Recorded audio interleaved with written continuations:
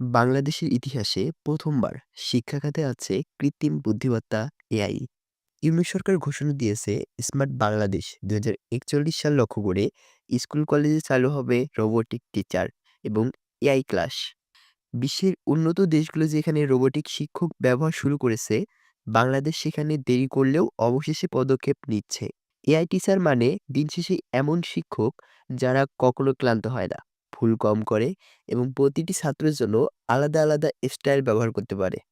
Doctor Yunus সরকার স্পষ্টভাবে বলেছেন, আমরা চতুর্থ বিপ্লবের সাথে তাল মিলিয়ে এগিয়ে যাব। আমাদের ভবিষ্যৎ প্রজন্মকে স্মার্ট করতে হলে স্মার্ট শিক্ষার দরকার। আগের সরকার যেখানে শিক্ষা খাতে দুর্নীতি আর প্রশ্নফাঁস ঠেকাতেই ব্যর্থ ছিল, নতুন সরকার সেখানে শিক্ষা ব্যবস্থার প্রযুক্তি বাস্তবায়ন করতে যাচ্ছে। এটা শুধু চমক নয়, বরং ভবিষ্যতের জন্য একটি টেকসই বিনিয়োগ। অনেকেই বলছেন এআই দিয়ে শিক্ষা আরো সহজ হবে। আবার কেউ কেউ বলছে মানবিক শিক্ষকের জায়গা কি কখনো রোবট নিতে পারে? তুমি কি মনে করো, রোবট কি সত্যি মানুষের জায়গা নিতে পারবে? এআই কি বাংলাদেশের শিক্ষা ব্যবস্থায় আসলেই বিপ্লব করবে? তোমার মতামত জানাও কমেন্টে।